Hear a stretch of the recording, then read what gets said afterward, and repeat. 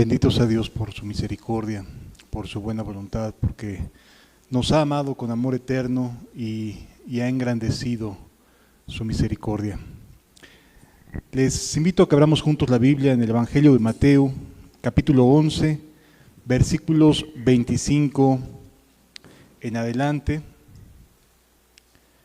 Mateo, capítulo 11, versículos 25 en adelante. Está nuestro Señor Jesucristo en el momento posterior a haber enviado de dos en dos a los discípulos, y Él se queda en las ciudades que son propias de donde eran sus discípulos.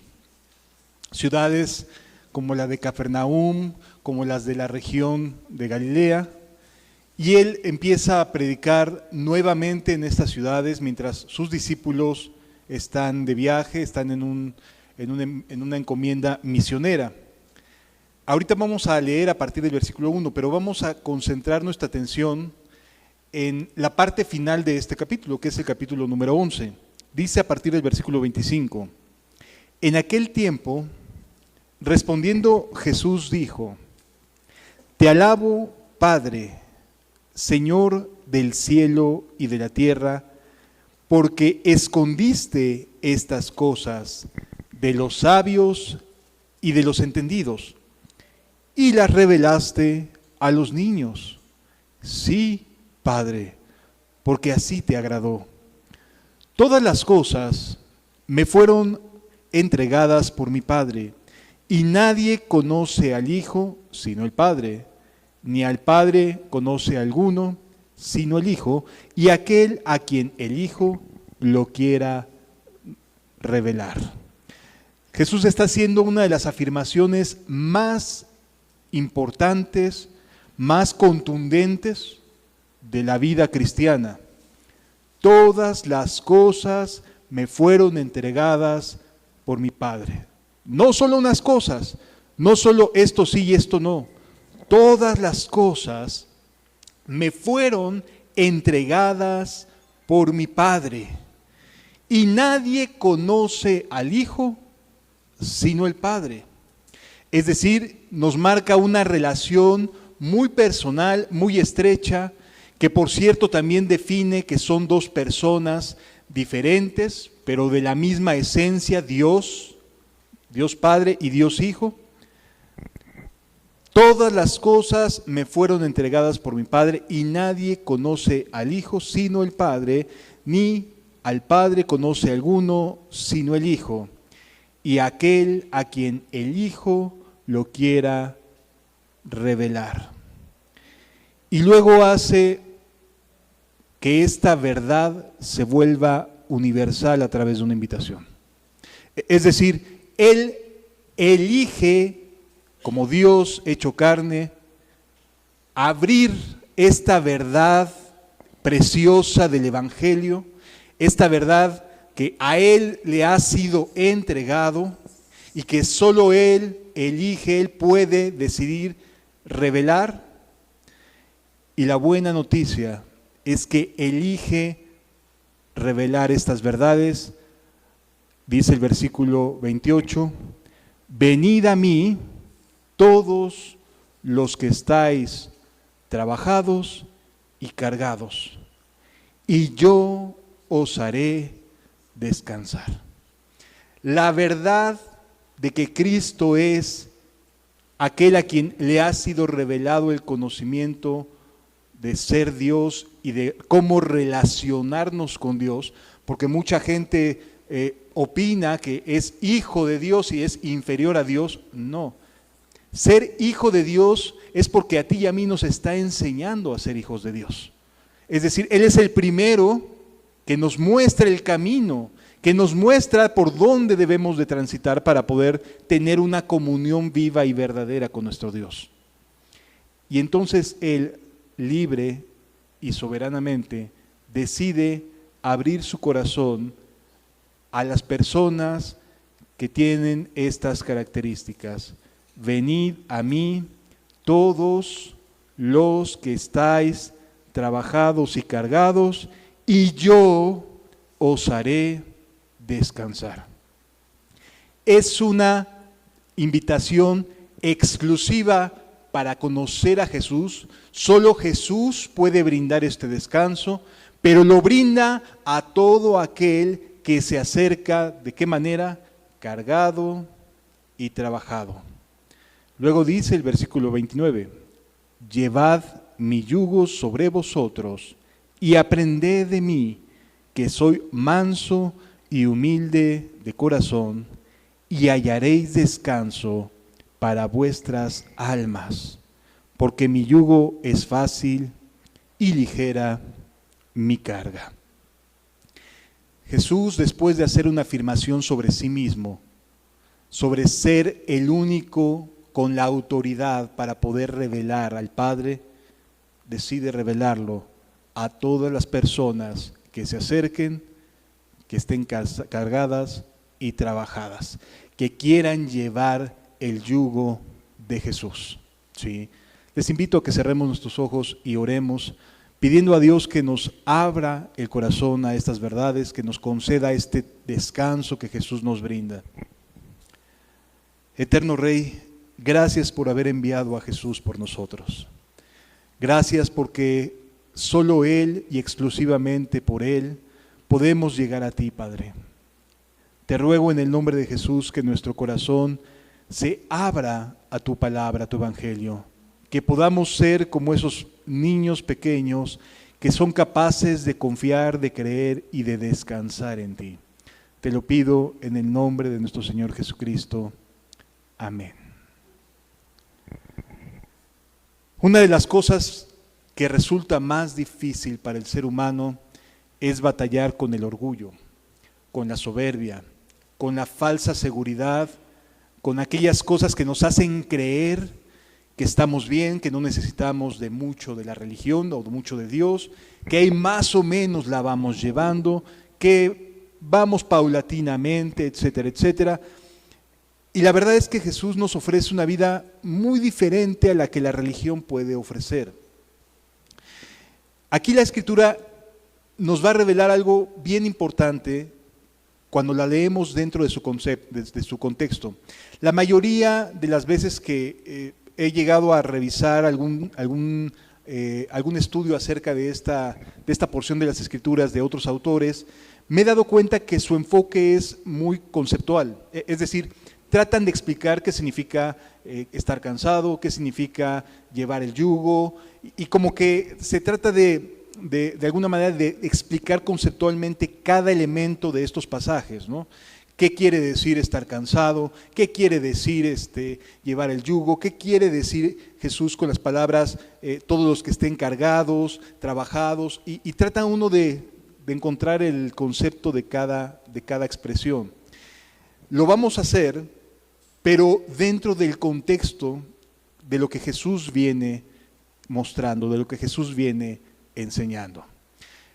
Para ello vamos a echar a mano de otro pasaje también del Evangelio de Mateo, porque tiene que ver con lo que leímos a partir del versículo 25, donde dice, en aquel tiempo respondió Jesús y dijo, te alabo, Padre, Señor del cielo y de la tierra, porque escondiste estas cosas. ¿De quiénes los escondió? De los sabios y de los entendidos, y las revelaste a los niños.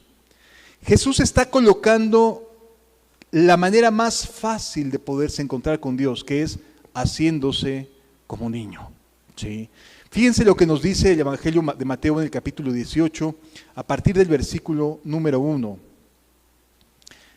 Mateo capítulo 18, a partir del versículo número 1. Los discípulos se encuentran en un debate. Están debatiendo, están argumentándose uno al otro, filosofando quizás uno con el otro, diciendo quién es el mayor en el reino de los cielos. Ellos pensando en una especie de orden de posiciones, organigrama, una especie de cómo funciona el reino de los cielos y cómo es, quién es el que tiene mayor autoridad después de Dios, después del Mesías. Y ellos están debatiendo en esta especie de organización celestial celestial para saber en dónde encajaban ellos mismos dentro de este nuevo reino que Jesús estaba trayendo entre los hombres.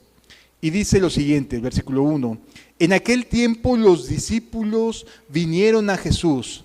Ya esta serie de ideas, esta sumatoria de propósitos o de comentarios de yo pienso que debe ser así, no, pues yo pienso que deben de estar los arcángeles, los querubines, y comienza a haber ahí una serie de intentos por tratar de configurar el reino de Dios, y de plano no logran llegar a un acuerdo y se acercan con Jesús, esperando que Jesús les explicara el organigrama en el reino de los cielos. Y le dice lo siguiente: se vinieron a Jesús diciendo, ¿quién es el mayor en el reino de los cielos? Por supuesto, ellos daban por sentado que Dios era el mayor, Jesús era el mayor, los ángeles eran el mayor, lo que les seguía. Tenían más o menos una idea de dónde están ellos ubicados en contraste con el reino de los cielos, pero tenían la intención de participar en el organigrama celestial. Y la respuesta que les da Jesús los deja fríos y helados en cuanto a ello. No se trataba de un organigrama, de una organización celestial, sino se trataba de lo que hay en el corazón de las personas que habitan allí. Dice la Escritura, y llamando Jesús a un niño. Esto fue algo fuera de todo lo que ellos esperaban que fuera como respuesta. Lo sacó del sistema completamente. Porque en un organigrama de autoridad, los niños no aparecen. ¿Estamos de acuerdo? Imagínate tú actualmente en una empresa donde aparezca un niño en uno de los puestos de trabajo. No está dentro de la idea principal de las personas. Ningún empresario contrata niños, ¿estamos de acuerdo? Ningún empresario contrataría niños, y entonces Jesús rompe esta idea de que solo nosotros, de que solo los que estamos con Jesús, y los ángeles, y los discípulos, y los amigos, etcétera, etcétera, lo rompe. Algo acostumbrado Jesús siempre a romper las ideas que nosotros generalmente nos fabricamos en nuestra mente, y su debate se vino al suelo. Pone Jesús a un niño, lo pone en medio de ellos y dijo, de cierto os digo que si no os volvéis y os hacéis como niños, no entraréis en el reino de los cielos. Se los está diciendo a los que ya estaban limpios. Se los estaba diciendo a los ya perdonados. A Pedro, que le había dicho pocos días atrás, a ti te daré las llaves del reino y sobre esta verdad edificaré mi iglesia, etcétera, etcétera. A Pedro, al que fue revelado, tú eres el Cristo, el Hijo del Dios viviente, ese mismo personaje está aquí, involucrado, y le está diciendo, Jesús, esto no tiene que ver con autoridades, no tiene que ver con un organigrama celestial. ¿Sí? De cierto os digo que si no os volvéis y os hacéis como niños, no entraréis en el reino de los cielos. Yo creo que esto ha de haber dejado patinando la cabeza de varios de ellos, porque no era de ninguna manera la respuesta que ellos esperaban escuchar. Ellos esperaban, pues tú vas a estar aquí, y tú vas a estar acá, y tú vas a ocuparte de esta zona, y tú de esta otra zona. Ellos esperaban una respuesta completamente diferente a la que Jesús les dio. Coloca a un niño y les dice, si no os volvéis y os hacéis como niños, no entraréis en el reino de los cielos. Se los está diciendo a personas que están debatiendo acerca del lugar que van a ocupar en el reino de los cielos. Qué duro es para el orgullo humano, para ese sentido de siempre querer aparentar ser más y de titulitis, ¿no? los títulos, yo soy el apóstol tal, y yo soy el pastor, y yo soy el tal, y siempre buscando que aparezcan los nombres y los renombres en los títulos, en la organización, en todo lo que tiene que ver con las iglesias. Y Jesús voltea y dice, si no te haces como niño, aunque digas lo que digas, no entraréis en el reino de los cielos. Qué duro fue escuchar eso. Pero tiene que ver con lo que acaba de decir apenas unos pasajes atrás, unos capítulos atrás, cuando dice, te alabo, Padre, porque escondiste estas cosas de los sabios y de los entendidos y las revelaste a los niños. Esto es bien importante, porque el reino de los cielos se mueve y trabaja en función de la humildad de cada persona, de qué tanto se humilla cada uno de nosotros para encontrarnos y reconocer nuestra necesidad de Dios. Somos útiles al reino en función no de lo que sabemos, sino de qué tanto nos humillamos delante de nuestro Dios. Dice el siguiente pasaje, el versículo 4, así que cualquiera que se humille como este niño, ese es el mayor en el reino de los cielos. Esto rompe todos los paradigmas, todas las ideas terrenales que tenemos de organización, los rompe completamente. ¿Quieres ser el mayor? Humíllate. Es lo que está diciendo. En el reino de los cielos hay personas humilladas, pero no en un sentido negativo, sino en un estado mental en el cual saben que están ahí por causa de Dios y de su misericordia, no por nada que hayan podido haber hecho, no por la capacidad que tuvieron para tener elocuencia en una buena enseñanza, en una buena exposición, no tiene nada que ver con eso. En el reino de los cielos, las personas que entran se tuvieron que hacer como niños, tuvieron que entrar con la humildad con la que entraría un pequeño que se sale fuera del concepto de la tierra, de organización, de poderío, de autoridad, etc. Los que entraron al reino de los cielos se tuvieron que haber hecho como niños, ¿sí? Aunque Dios los hubiese ocupado como al apóstol Pablo, como alguien que pudo desde la cárcel enviar tantas cartas que hasta el día de hoy nos son una bendición y nos edifican, tuvo que haber entrado haciéndose como niño, porque Jesús así lo estableció. Ahora entendamos, no como un niño físicamente o biológicamente, sino con la humildad de un niño, como dice aquí, así que cualquiera que se humille como este niño, este es el mayor en el reino de los cielos. En el reino de los cielos no hay titulitis, no hay nada de que yo soy fulano de tal y yo vengo de tal organización y yo de tal denominación y yo... No hay nada de eso. Están las personas humildes que entraron haciéndose como niños, ¿sí?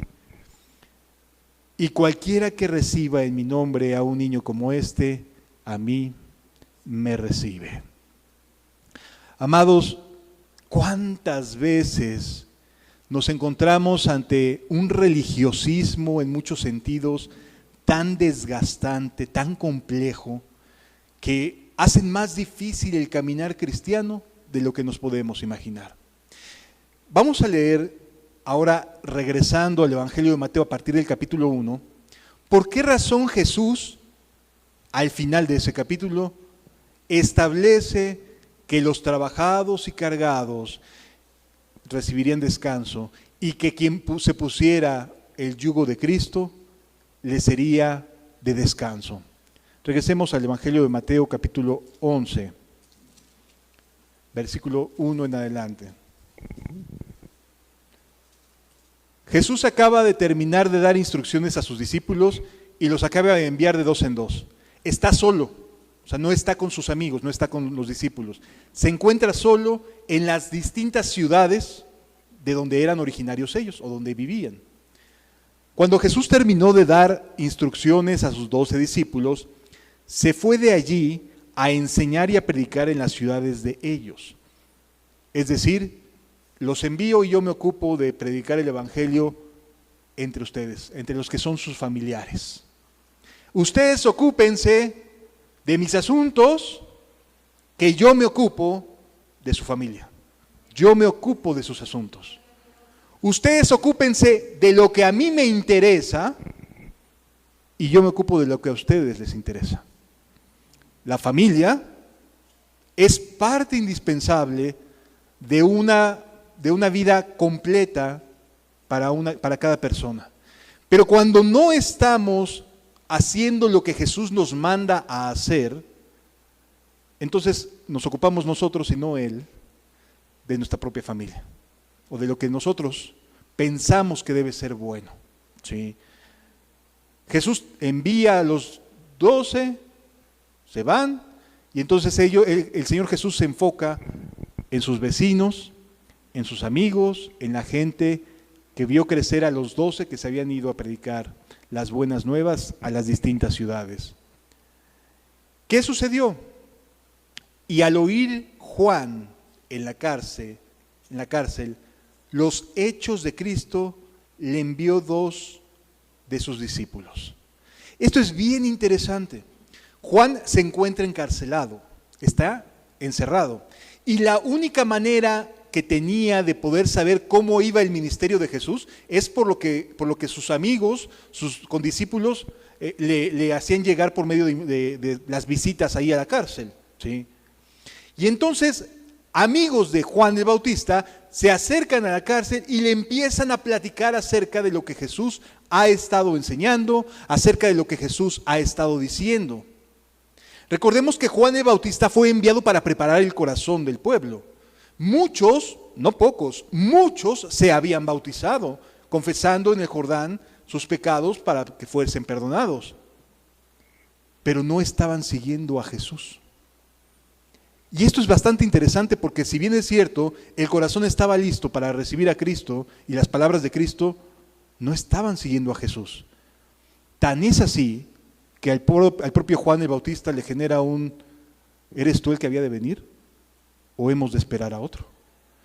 Es decir, la información que le hacen llegar a Jesús, a Juan en la cárcel de Cristo, le genera dudas, le genera inquietud, porque ¿cómo es posible que multitudes salían al bautismo, que mucha gente escuchó al Bautista predicar y que fue de una u otra manera siendo atendido y escuchado, y de repente, cuando ya vino el que sí es el Mesías, el que sí debía seguir, debían de seguir las personas, en ese momento resulta que no estaba teniendo la aceptación que debía de tener la gente.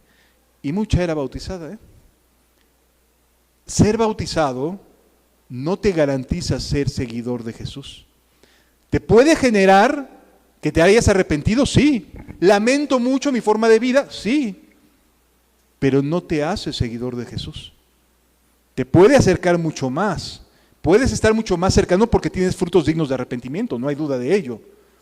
Puedes tener acceso a una fe que te lleve a Cristo. Pero muchos de los que Juan el Bautista había bautizado no estaban siguiendo a Jesús. Y eso le generó un choque en su cabeza. Porque no todas las personas estaban entrando en la vida que Jesús ofrecía. Qué llamativo es eso. Por eso dice aquí la Escritura, le envió 2 de sus discípulos para preguntarle, ¿eres tú el que había de venir o esperamos a otro? Qué choque en la cabeza del Bautista que le generó dudas acerca del ministerio de Cristo. ¿Por qué no lo están escuchando? Es el Mesías, es el Cordero que quita el pecado del mundo. Una cosa es lo que yo hice de preparar el camino, una cosa es lo que yo hacía de enseñarle a la gente acerca del arrepentimiento, acerca de la llegada de Jesús, pero ¿por qué no le hacen caso cuando Él ya está predicando entre ellos? ¿Qué está sucediendo? A ver, pregúntale si es Él que debe de venir o debemos esperar a otro. El ministerio de Jesús no tenía el éxito, entre comillas, que esperaría la nación entera acerca del Mesías. No estaba llegando a los corazones como se supondría o esperaría el propio Juan el Bautista que debía de suceder. A veces somos así, amado. A veces nos cuestionamos, dudamos, nos inquietamos al más puro estilo del Bautista. ¿Por qué no hay tanta gente interesada en el mensaje del Mesías? ¿Por qué si Jesús es el que ofrece la vida eterna, es el que ofrece el amor, el perdón de pecados, una nueva vida, por qué la gente no lo quiere seguir? ¿Por qué solo se queda hasta el arrepentimiento y no continúa hacia la confianza en Cristo Jesús? ¿Por qué solo quieren modificar su estatus de vida, su forma de vida, pero no se atreven a ir a aquel que brinda el verdadero descanso? ¿Arrepentidos? Había, hasta se bautizaron. Pero podemos darnos cuenta que aún los propios que habían sido bautizados no estaban siguiendo a Jesús realmente. De tal manera que el propio encargado, vamos a llamarlo así, de preparar el corazón del pueblo, de hacer volver el corazón de los padres hacia los hijos y de los hijos hacia los padres, no estaba entendiendo por qué razón la gente no estaba siguiendo a Jesús. No lo estaba comprendiendo. Continúa diciendo la Escritura: respondiendo Jesús le dijo, sí, soy el Mesías. No le responde así. Le responde, ve y dile a Juan las cosas que han visto y oído. Dice la Escritura, id y haced saber a Juan las cosas que oís y veis. Lo que yo estoy haciendo, independientemente de la respuesta de la gente. Esto, amados, a veces nos causa choque en la mente, porque pensamos que cualquier persona que se acerca, que tiene interés, que tiene algún grado de intención, de buena voluntad para escuchar acerca de la palabra de Dios, de inmediato se va a convertir, y no es así. No es así. Aquí vemos que Jesús le dice a los mensajeros del Bautista, vayan y digan a Juan las cosas que oís y veis. Los ciegos ven, los cojos andan, los leprosos son limpiados, los sordos oyen, los muertos son resucitados, y a los pobres es anunciado el Evangelio. Yo estoy trabajando, básicamente le está diciendo, esa es la respuesta de Jesús. Lo que yo vine a hacer, lo que en las Escrituras estaba dispuesto que habría de hacer el Mesías, se está cumpliendo. Y luego agrega Jesús, bienaventurado el que no halle tropiezo en mí. Es decir, escuchar al mismo Señor Dios hecho carne no es garantía de que quieran seguir a Cristo. Es importante aprender esto.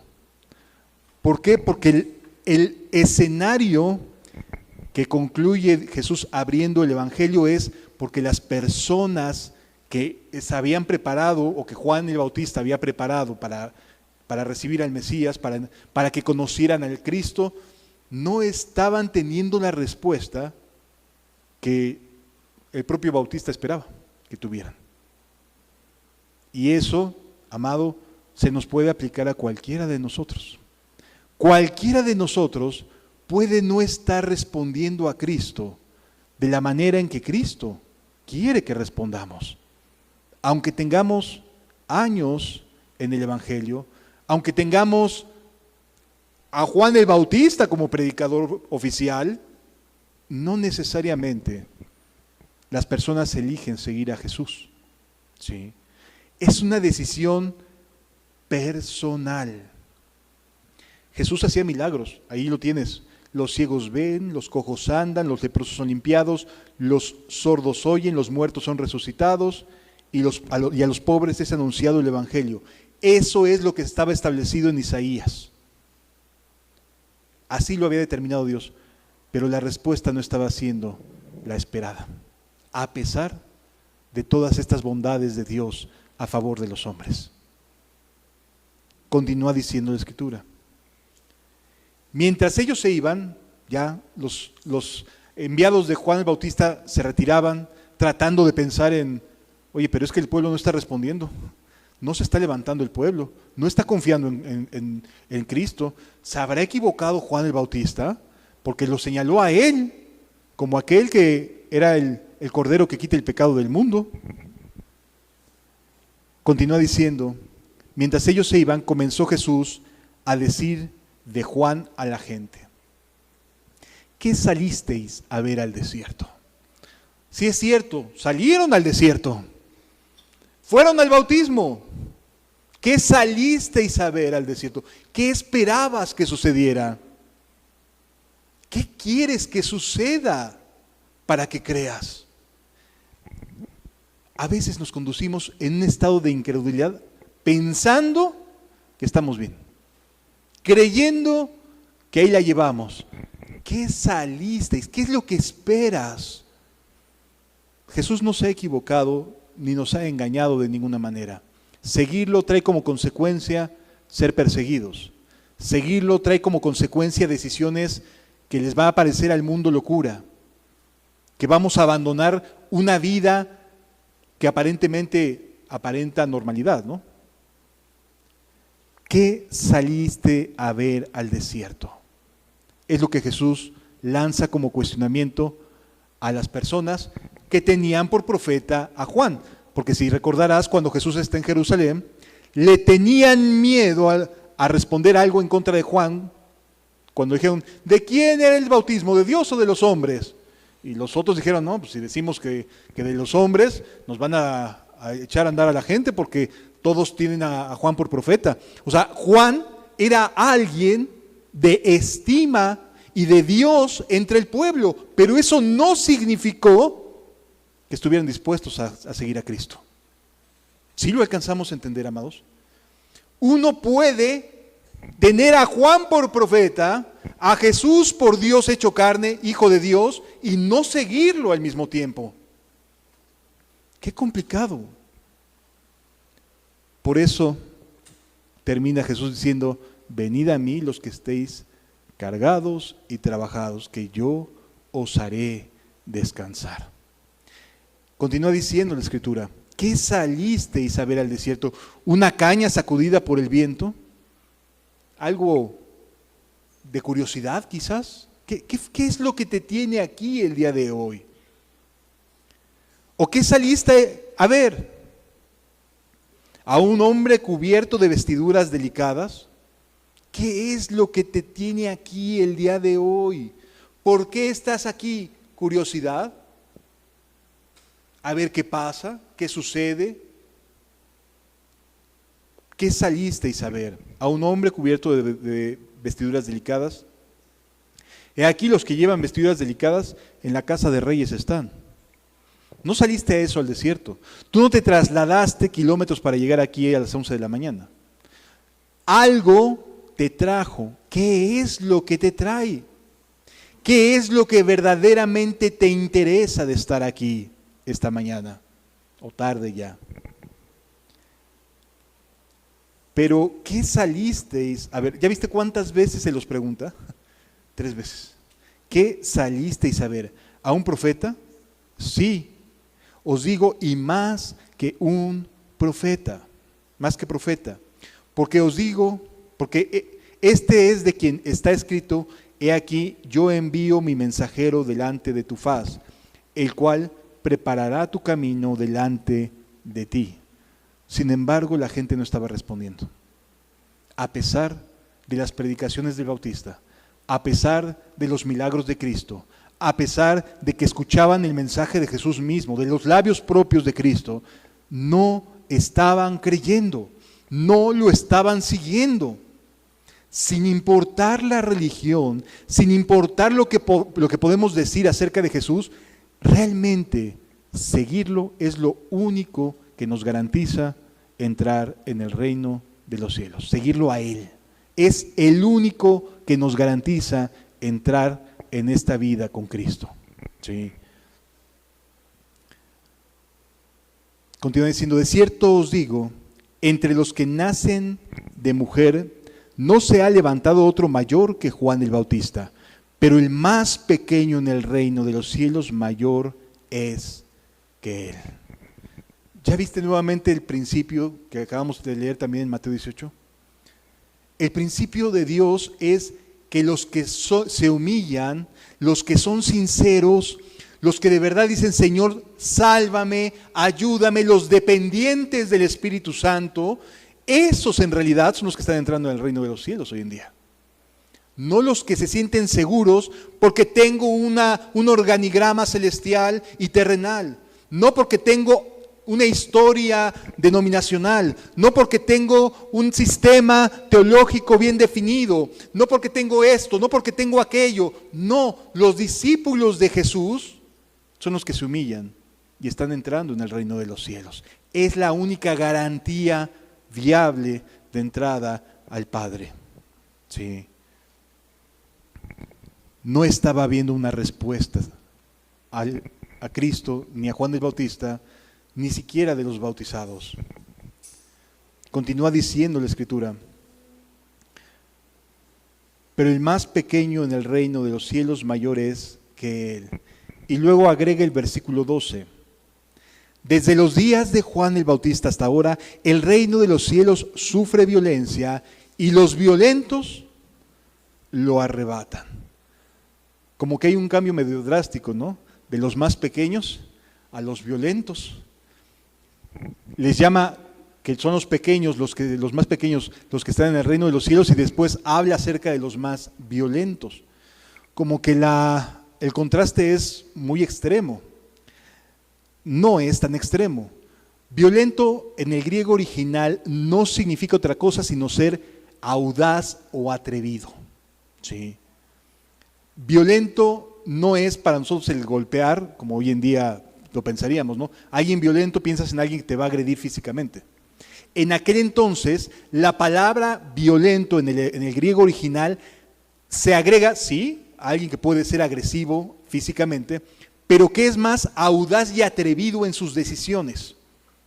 Es decir, una persona violenta, como está expresado aquí, debemos de entenderlo como aquella persona que es audaz, que es valiente, que no se queda sentada la persona sin hacer absolutamente nada, sin ningún tipo de decisiones, sino que se atreve a tomar decisiones que pueden ser radicales, que pueden sonar difíciles de asumir, difíciles de tomar. ¿Sí? Entonces, el reino de los cielos entran los atrevidos, los valientes, que en este mundo son vistos como los que se humillan, los que no tienen fuerza de voluntad, los que no tienen conocimiento, es decir, los que el mundo despreciaría en buena medida, ¿sí? Pero que son atrevidos, que son valientes, que se esfuerzan, que buscan las cosas del reino de los cielos. Por eso dice la Escritura aquí, desde los días de Juan el Bautista hasta ahora, el reino de los cielos sufre violencia y los violentos lo arrebatan, porque todos los profetas y la ley profetizaron hasta Juan. Y si queréis recibirlo, él es aquel Elías que había de venir. El que tiene oídos para oír, oiga. Y luego el versículo 16 comienza un reproche muy justo de parte de Jesús. Yo quiero que podamos entender que este es el contexto en el cual Jesús hace una invitación a todos los trabajados y cargados. ¿Sí? Este es el contexto. Personas que están llenas de religión, llenas de conocimiento, llenas de una falsa seguridad porque son parte de la nación judía, pero que no están respondiendo al Mesías. Y entonces dice, ¿mas a qué compararé esta generación? Jesús está a punto de hacer una comparación entre esta generación a la cual vino el Bautista, a la cual muchos tenían al Bautista como profeta. Esta generación va a ser comparada, y dice la Escritura, ¿A qué compararé esta generación? Es semejante a los muchachos que se sientan en las plazas y dan voces a sus compañeros. Es decir, de personas inmaduras. Es básicamente lo que está diciendo Jesús. Personas que se sienten también seguros de sí mismos y creen que van al reino de los cielos cuando ni siquiera están siguiendo al mismo Mesías, ¿sí? Diciendo, os tocamos flauta. A ver, hicimos esto y no bailaste. Es decir, no está fomentando el baile Jesús. Lo que nos está diciendo es, hicimos esto para llamar tu atención y no respondiste. Os endechamos y no os lamentasteis. O sea, ni una cosa te agrada ni la otra. Eres inconstante en todos tus caminos. Eres alguien que no se encuentra tranquilo, que no logra entrar en el reposo de Cristo, que siempre está, que aunque le falta algo no anda bien, algo está pasando y siempre tiene algo que decir, algo que le genere insatisfacción. No importa si le tocan flauta o si le hablan en un velorio, no importa, siempre está con algo en la boca, siempre está intranquilo, siempre tiene una queja en su corazón. Hacemos esto y no te sirve, hacemos aquello y no te ha servido. Qué difícil para las personas que viven así. ¿Mas a qué compararé esta generación? Dice el versículo 18, porque vino Juan, que ni comía ni bebía, y decían, demonio tiene. O sea, no estaban satisfechos con Juan el Bautista. Juan el Bautista no era el líder que esperaban. Tiene demonio. Vino el Hijo del Hombre que come y bebe y dicen, he aquí un hombre comilón y bebedor de vino, amigo de publicanos y de pecadores. Las personas que habían salido a escuchar al Bautista y que lo tenían por profeta, no creían ni en él ni en Jesús. No lo satisfacía nada. Y a lo mejor así es tu corazón también. Lo difícil es reconocerlo, pero a lo mejor no te satisface nada. Te tocan flauta, no reaccionas. Te invitan al velorio, tampoco reaccionas. ¿Qué quieres? ¿Qué saliste a ver? ¿Qué saliste a buscar? Porque Dios de distintas maneras nos habla. Les habló por medio del Bautista, no reaccionaron. Les habla por medio de Cristo y no reaccionan. Se sienten muy cómodos en su forma de vida. Continúa diciendo la Escritura. Entonces comenzó, dice, pero la sabiduría es justificada, ¿por quiénes? Por sus hijos. Si la manera en la que he procedido es la correcta, la sabiduría es justificada en sus hijos.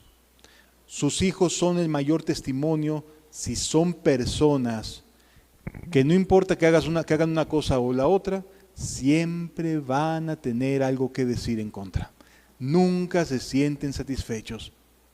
Sí. La sabiduría es justificada por sus hijos. ¿Por qué? Porque finalmente un hombre que es inconstante en todos sus caminos, que sube y baja, ¿cómo van a ser los que lo ven? Iguales.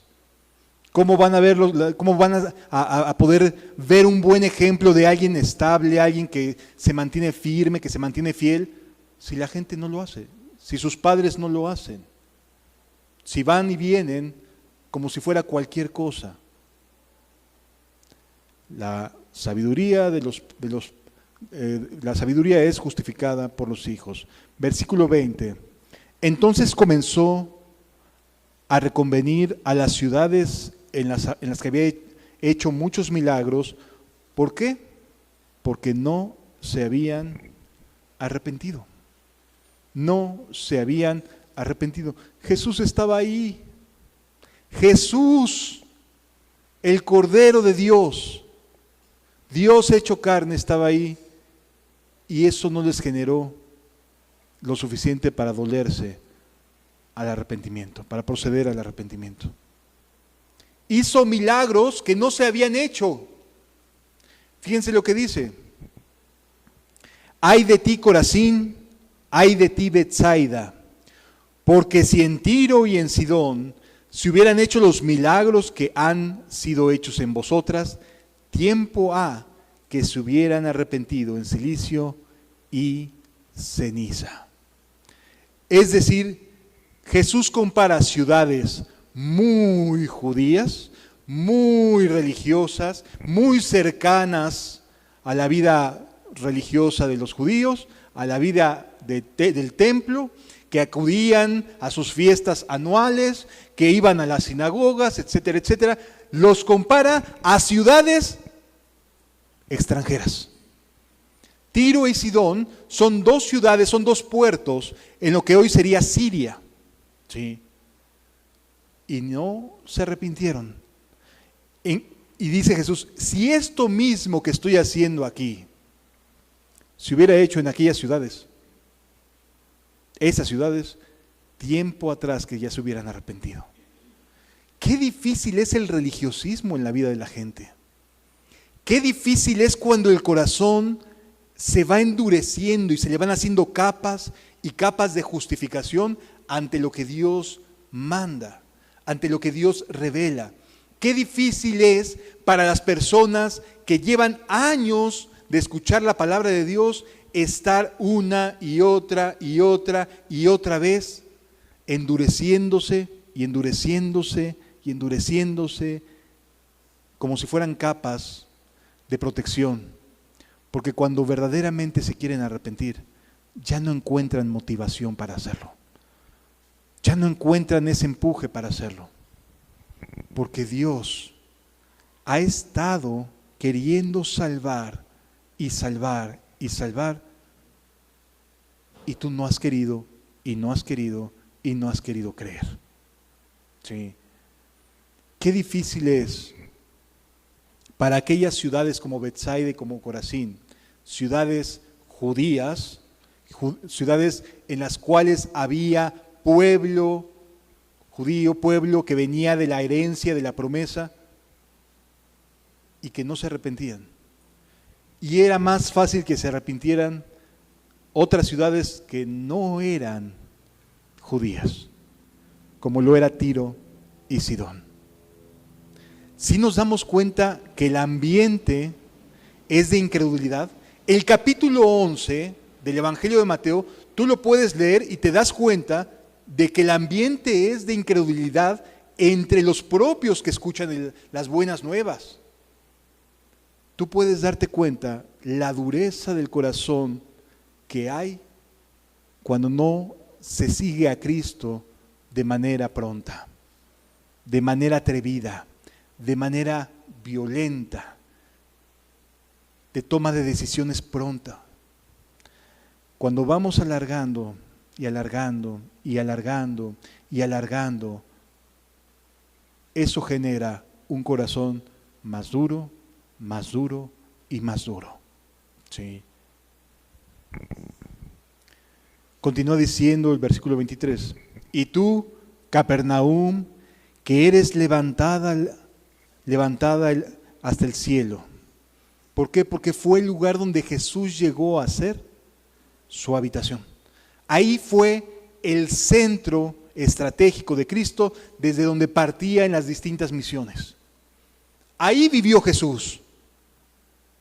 Era levantada al cielo. Muchos de los milagros se hicieron ahí. Mucho más que los que se hicieron a lo mejor en Jerusalén o otras ciudades. Gran parte de los milagros se hicieron en Capernaum. Hasta el cielo fue levantada.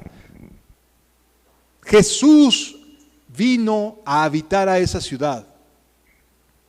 Y dice, hasta el Hades serás abatida.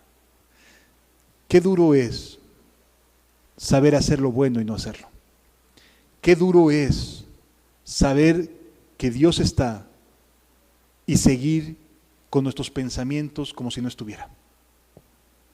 Qué duro es para la gente seguir añadiendo capas y capas de incredulidad, de desesperación o de frustración, cuando Dios está y está levantando algo y la gente no responde. La gente no da. Su deseo no es seguir a Jesús, solamente quiere recibir y recibir y recibir, pero no quiere seguir a Cristo. No desea la vida que Cristo ofrece y no lo sigue. Porque si en Sodoma se hubieran hecho los milagros que han sido hechos en ti, habría permanecido hasta el día de hoy. Qué comparativo tan duro, amados. Qué comparativo tan duro. Sodoma desaparece por su libertinaje, por sus maldades. Por eso no permaneció Sodoma. Pero si en esa ciudad hubiera llegado a vivir Cristo, se hubiesen arrepentido. Hubiera permanecido hasta el día de hoy.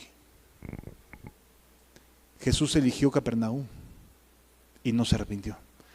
Jesús nos ha elegido a nosotros. ¿Qué salimos a ver? Jesús te eligió a ti para estar vivo el día de hoy. Te concedió vivir en este año. ¿Qué vas a hacer? ¿Qué vas a hacer? ¿Vas a seguir tratando de seguir tu vida como si nada? ¿Como si el Mesías no te estuviera llamando? ¿Como si el Mesías no te estuviera convocando? ¿Quieres seguir así? Si tuviera una persona de la ciudad de Sodoma, un grupo de personas, la oportunidad de escuchar lo que tú has escuchado hasta el día de hoy, después de cuánto tiempo, hubieran permanecido, no hubieran sido consumidos.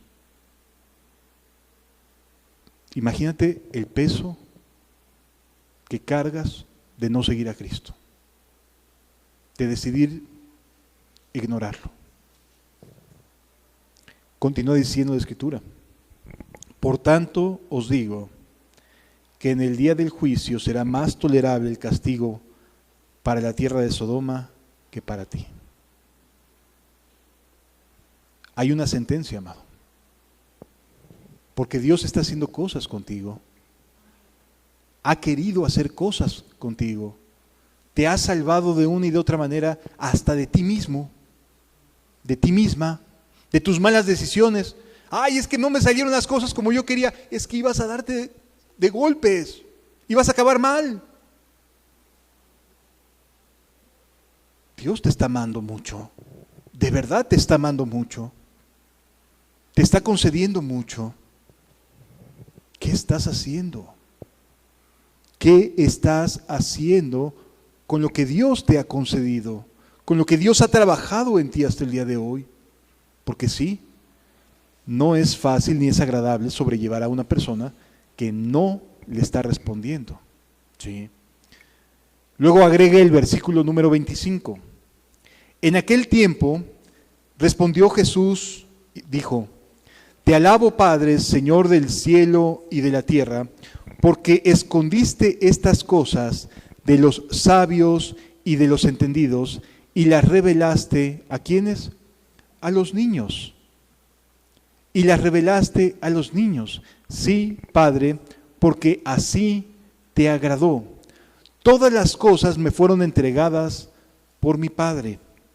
Y nadie conoce al Hijo sino el Padre, ni al Padre conoce alguno sino al Hijo, y aquel a quien el Hijo lo quiera revelar. ¿Sí? Qué importante es entender que dentro de este ambiente tan estéril, de personas que no están decidiendo, que no están eligiendo, Jesús asume esta verdad y dice: todo me fue dado. Todo me fue dado. Es a mí a quien se me ha encomendado revelar. ¿Sí lo entendemos? Jesús ha trabajado en estas ciudades, ha hecho milagros, ha predicado y luego agrega: es a mí a quien se me ha encomendado. Y luego dice: venid a mí todos los que estéis trabajados y cargados, y yo os haré descansar.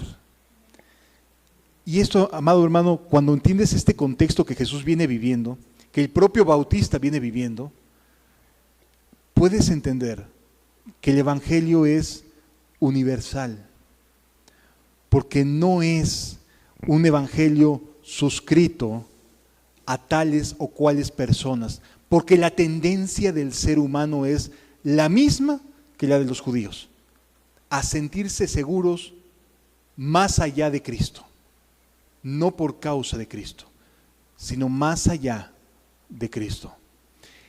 Y aquí Jesús nos demuestra que su manera de revelarse al mundo es diciendo: venid a mí todos los que estáis trabajados y cargados. ¿Toda la humanidad está trabajada, sí o no? ¿Toda la humanidad está cargada, sí o no? Sí, pero no toda va a Cristo. La diferencia es que hay quienes dicen: voy a Cristo, porque Él me va a dar descanso. Sí es cierto, van a los profesionales de la salud, van a esto, van a aquello, sí, buscan y buscan y buscan y buscan y no encuentran, porque el único que ofrece verdadero descanso es Jesús. Es el único que da verdadero descanso a nuestras almas. Todos estamos cargados, todos estamos trabajados, pero si no vamos a Cristo no descansamos. Es en Cristo y solo en Cristo que podemos descansar. Y no solamente se trata del descanso de ya Dios me perdonó, sino es del descanso de día con día estar con Él e ir a Él. Todos los días estar en Jesús. ¿Sí? Venid a mí es algo que mucha gente no hace.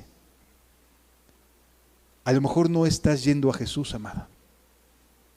Y por lo tanto, no encuentras este descanso que Jesús ofrece. Venid a mí los trabajados y cargados, que yo, no el doctor fulano de tal, no la vecina, no la amiguita, no la mamá, no la tía, no, Jesús, yo os haré descansar. ¿El descanso de dónde proviene? De Cristo Jesús. No proviene de ningún ser terrenal, no proviene de ningún sistema de creencias, no proviene de ninguna clase de idea, de pensamiento, de organización, no proviene de nada de eso. La religión no salva, las iglesias, las congregaciones no salvan.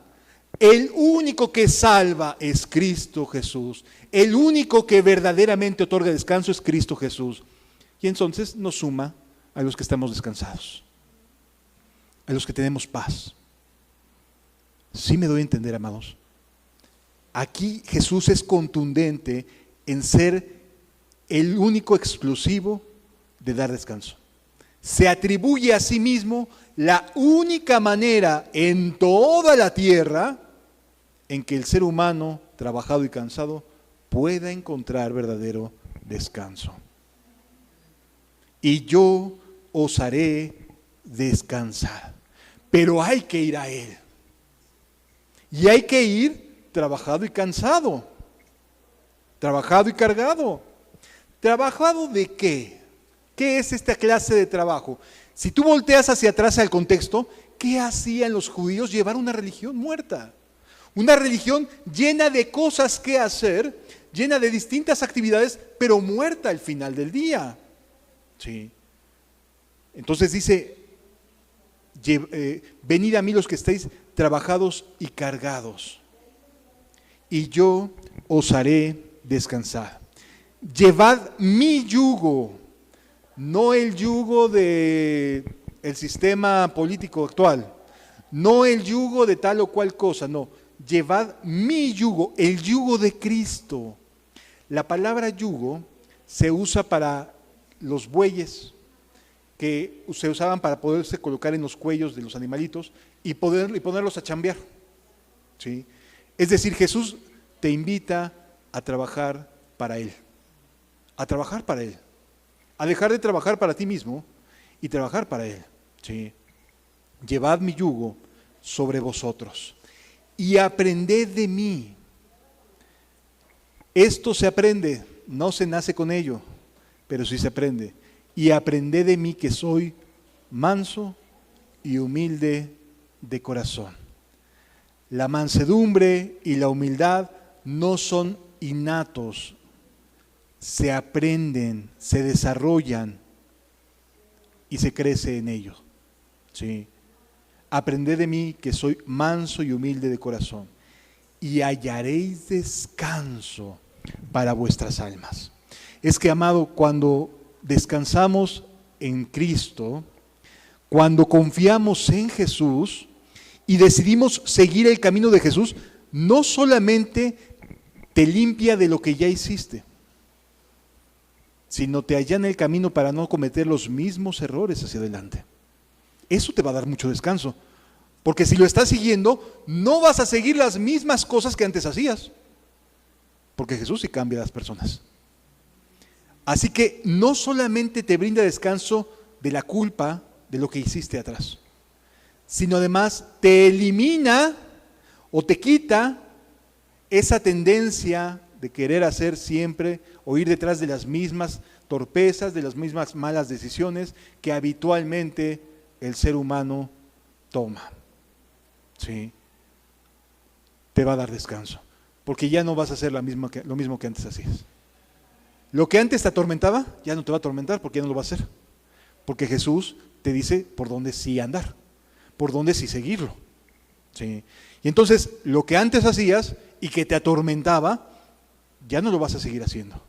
Así que es un descanso verdadero, porque te perdona de lo que hiciste, pero además te enseña a ya no volverlo a hacer. ¿Te brinda o no te brinda descanso eso, amado? Por supuesto que te brinda descanso. ¿Sí? Así que el descanso no es literalmente físico. Esto significa un descanso espiritual, un descanso emocional de nuestras propias malas decisiones, de nuestras propias y terribles cadenas que antes cargábamos. ¿Sí? Llevad mi yugo sobre vosotros y aprended de mí, que soy manso y humilde de corazón, y hallaréis descanso para vuestras almas. Ve a Jesús, ¿sí? Tú que estás cargado y trabajado, ve a Cristo. Eso es lo primero que tienes que ir a Cristo. Y una vez que estés con Él, confía, te va a dar descanso. Pero además ese descanso va a sentarse sobre la mansedumbre y la humildad. En el momento en que veas que te brinca algo tuyo, muy tuyo, humíllate, porque no te va a llevar a nada bueno. Es que yo creo, es que yo pienso, humíllate, ve a la Biblia, ve a Cristo, es el único que te va a dar descanso. ¿De quién? De ti mismo, de ti misma, de aquellas cosas que te llevaron a tomar malas decisiones. Sí me doy a entender, amado. El descanso que Jesús te brinda no es me echo en el sillón y en el sofá y me echo una buena siestecita, que no es para nada malo, pero te da descanso a tu alma. Sabes que no vas a volver a hacer lo mismo que antes hacías. Ya Jesús está en tu vida y sabes que aunque tengas posibilidades de hacer cosas malas, de tomar malas decisiones, ya no va a ser lo mismo. Vas a encontrar paz y libertad, porque Jesús está ahí para ayudarte, porque vas a Él a descansar. ¿Sí? Por eso los niños son tan valiosos, porque aprenden a ser humildes, aprenden a decir, ayúdame, papá, mamá, ayúdame, no puedo con esto. Y cuando alguien de los hijos dice, yo no puedo, ¿cómo te pones? Te ayudo. O le dices, no. No, sí, por supuesto que dices, ahí te voy. Ahorita te enseño, ven, siéntate conmigo. Y enseñas. ¿Tú crees que Dios te va a decir no cuando tú le pides ayuda? Desde luego que te va a ayudar, amado. Por supuesto que te va a responder. ¿De acuerdo? Pero sí es importante que aprendamos, número uno de todo esto, a ser atrevidos. Hay que tomar decisiones, sí, no nos van a gustar. No nos van a gustar, pero hay que tomar esas decisiones. Hay que ser mansos y humildes de corazón. Hay que entender que aunque se nos presente Juan el Bautista o Jesús predicándonos, si no somos niños, no vamos a seguirlo.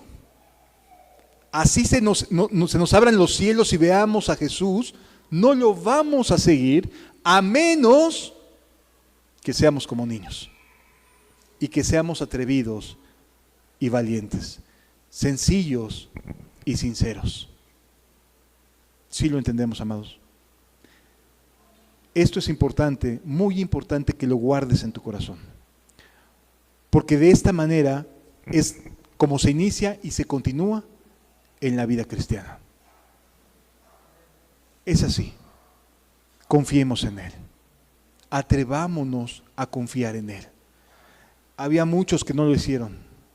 Había ciudades condenadas porque Jesús hacía muchas cosas buenas a favor de ellos y aún así, ni porque tocaran flauta, ni porque se endecharan, no lo seguían.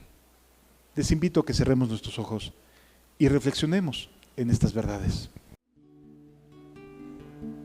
Gracias, Jesús.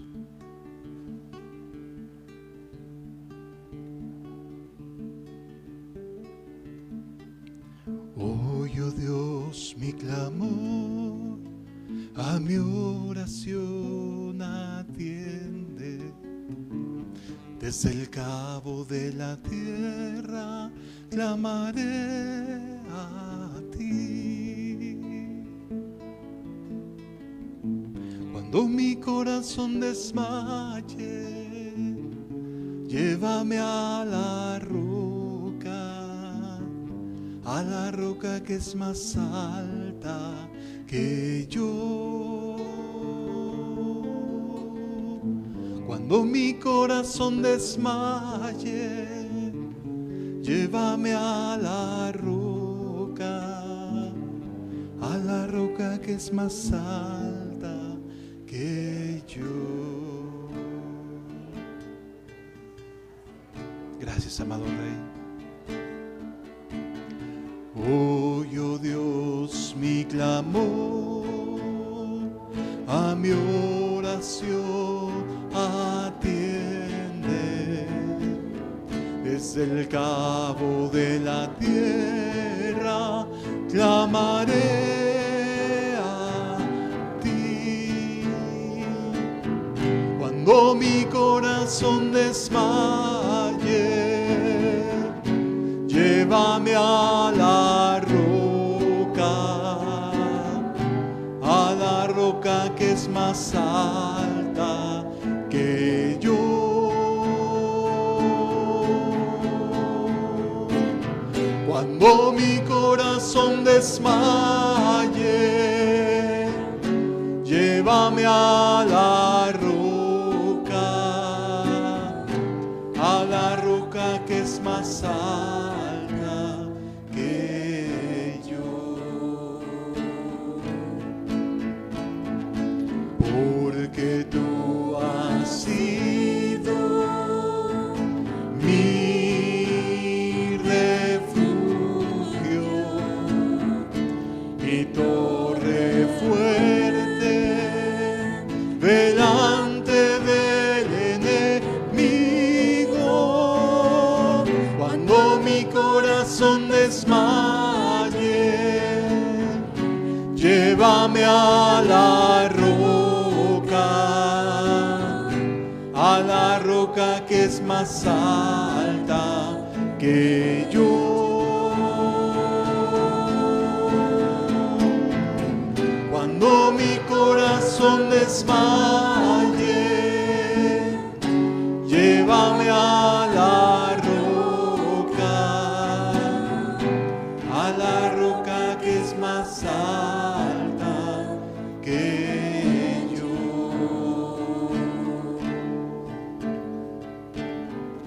Llévanos a Cristo, Señor.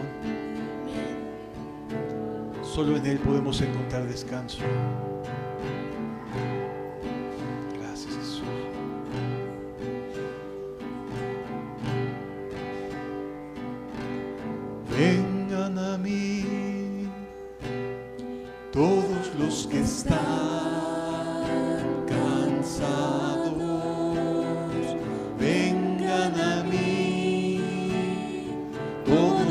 que están cargados, vengan a mí, los que quieran descansar, vengan a mí y hallarán descanso.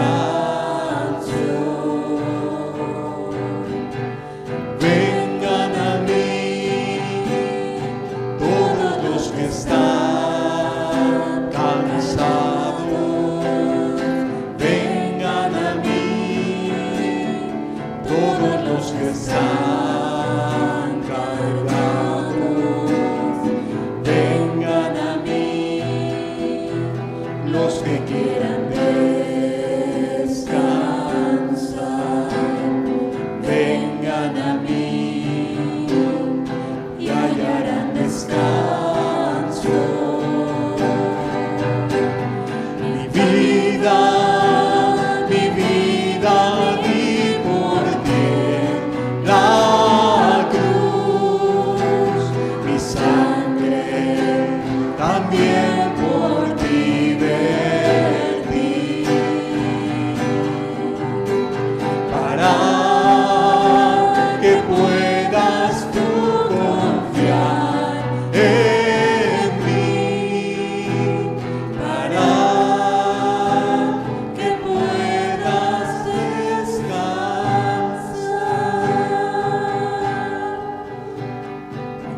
Ya no solo de lo que hiciste, sino que al cambiar tú, cambia también tu futuro. Y descansas de las malas obras que habrías de hacer hacia adelante.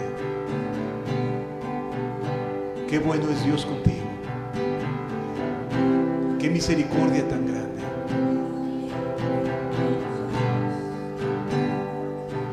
Es hermoso Dios.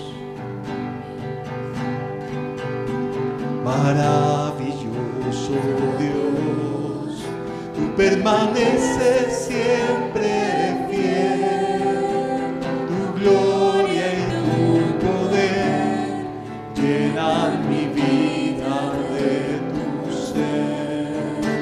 Sosténme con tu amor, con la victoria en tu perdón. Desde mi corazón te canto.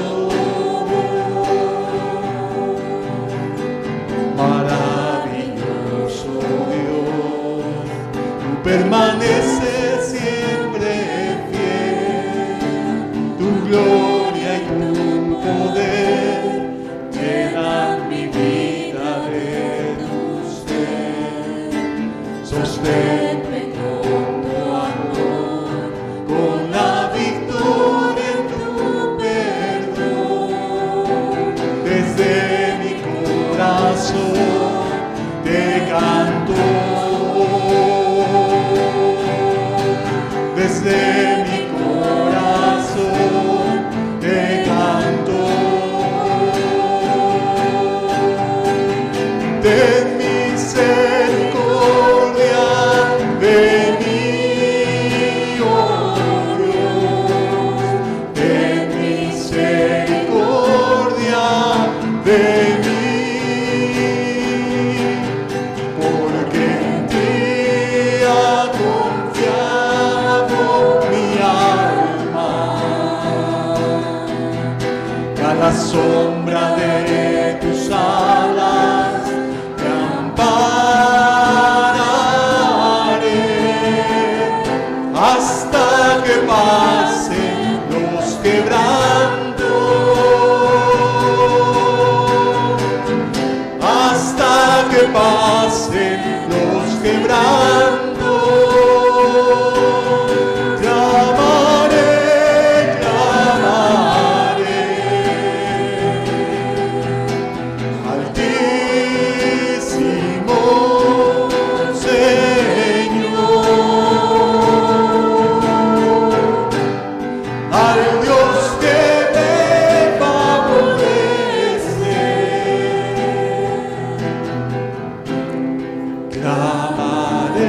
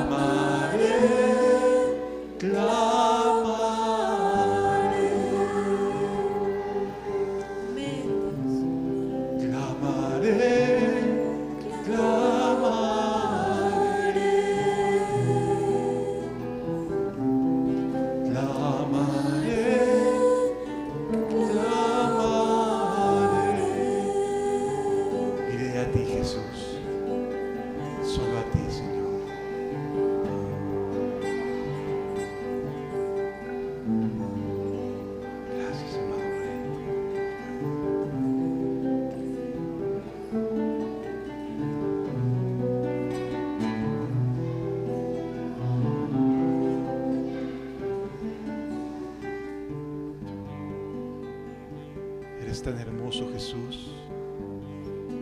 Gracias por no habernos pagado conforme a nuestras maldades, por habernos dado una nueva oportunidad, Señor.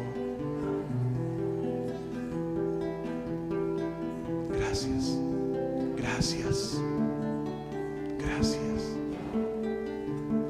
Tan grande amor es el Señor que no puedo comprender. ¿Cómo pudo perdonarme siendo lo que fui? Es imposible de entender la grandeza de su amor. Gracias, Señor. Gracias, Señor. Gracias, Señor, por tu amor. Tan grande fue el amor de Dios. Estás aquí, Señor, que hasta la cruz llegó. Tan grande fue su amor, que cada gota de su sangre dio. Fue por mí, fue por ti,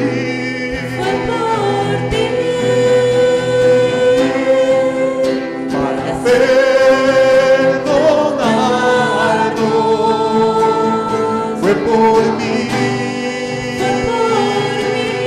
fue por ti,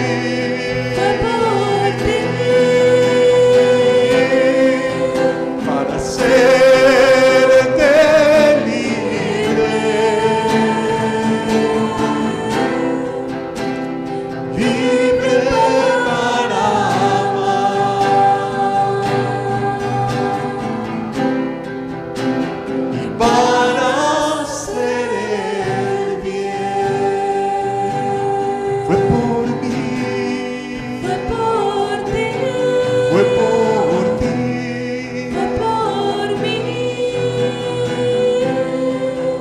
para perdonarnos.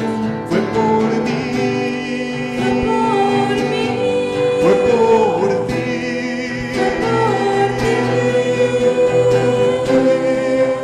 para hacerte libre,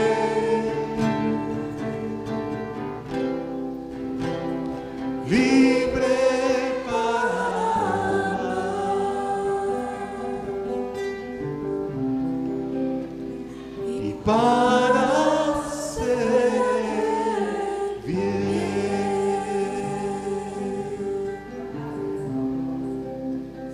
Libre para amar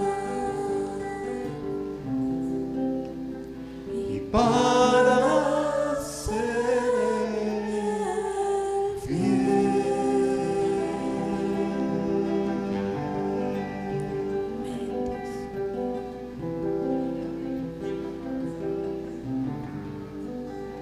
Gracias, Jesús. Gracias, Señor. Gracias por regresarnos.